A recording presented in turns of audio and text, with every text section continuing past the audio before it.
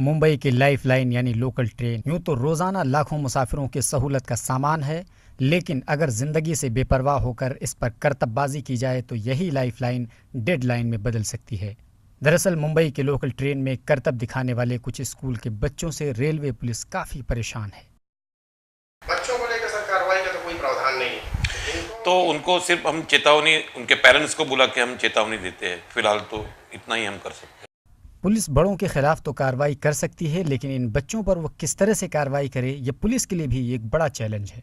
हाल ही में मुंबई के harbour line पर इस तरह के स्टंट करने वाले बच्चों की खासी तादाद देखी गई है। ये बच्चे अपने घरों से तालीम हासिल करने के लिए स्कूल के लिए निकलते हैं, लेकिन घर वापस जाते वक्त कुछ इस तरह के खतरनाक स्टंट करते हैं जिसे देखकर एक आम आदमी का दिल दहल जाए।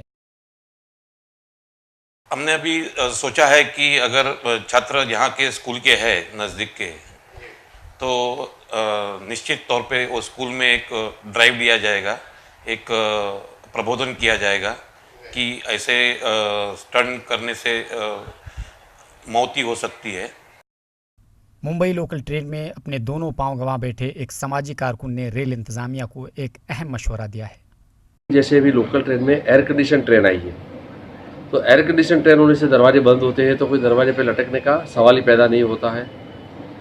और अगर ये जो लोकल ट्रेन है, जो नॉन एसी ट्रेन है, अगर उस पर भी ऑटोमेटिक दरवाजे बंद करने, दरवाजे तो है ही, सिस्टम अगर लगा दी जाए तो न रहेगा बांस, न बजेगी बांसुरी।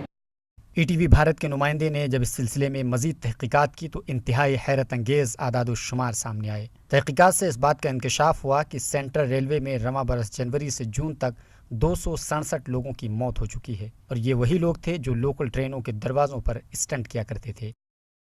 इस जानकारी के बाद अगर इन बच्चों के वालिदैन ने इस बात को संजीदगी से नहीं लिया तो यकीनन इन बच्चों के जरिए ट्रेन का ये सफ़र उनकी ज़िंदगी का आखिरी सफ़र भी बन सकता है। मुंबई से ईटीवी भारत के लिए शाहिद अंसारी।